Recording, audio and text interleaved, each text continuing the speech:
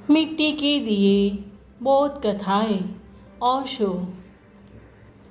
शास्त्रों से पाए हुए ज्ञान का यहाँ कोई मूल्य नहीं है। एक दिन स्वर्ग के द्वार पर बड़ी भीड़ थी। कुछ पंडित चिल्ला रहे थे, जल्दी द्वार खोलो।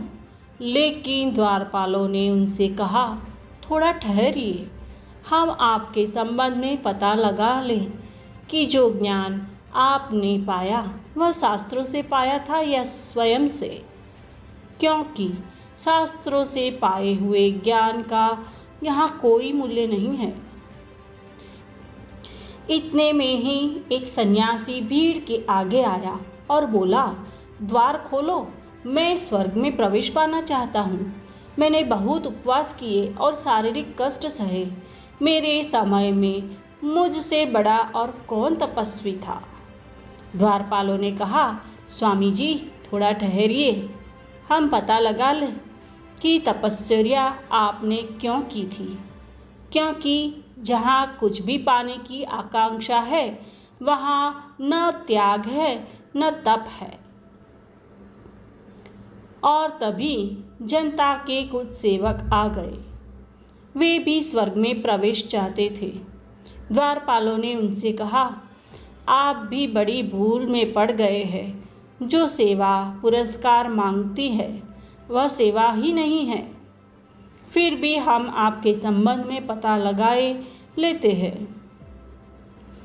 और तभी द्वारपालों की दृष्टि सबसे पीछे अंधेरे में खड़े एक व्यक्ति पर गई। उन्होंने भीड़ से उस व्यक्ति को आगे आने के लिए मार्ग देने को कहा। उस व्यक्ति की आंखों से आंसू गिर रहे थे। उसने कहा, निश्चय ही भूल से मुझे यहाँ ले आया गया है। कहाँ मैं और कहाँ स्वर्ग। मैं हूँ निपट अज्ञानी, शास्त्रों को बिल्कुल नहीं जानता हूँ, संन्यास से बिल्कुल अपरिचित हूँ। क्योंकि मेरा कुछ था ही नहीं तो मैं त्याग क्या करता। और सेवा मैंने कभी नहीं की। उतनी मेरी सामर्थ्य ही कहाँ।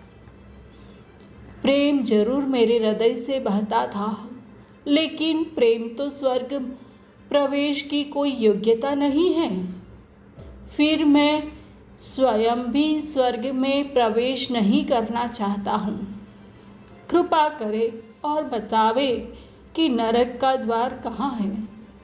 शायद वही मेरा स्थान भी है और वही मेरी आवश्यकता भी है। उसके यह कहते ही द्वारपालों ने स्वर्ग के द्वार खोल दिए और कहा, मर्त्यों में आप धन्य है। आपने अमृत तत्व की उपलब्धि कर ली है। स्वर्ग के द्वार आपके लिए सदा ही खुले हैं। आपका स्वागत है। क्या जीवन में अंतिम होना ही परमात्मा की प्रार्थना नहीं है?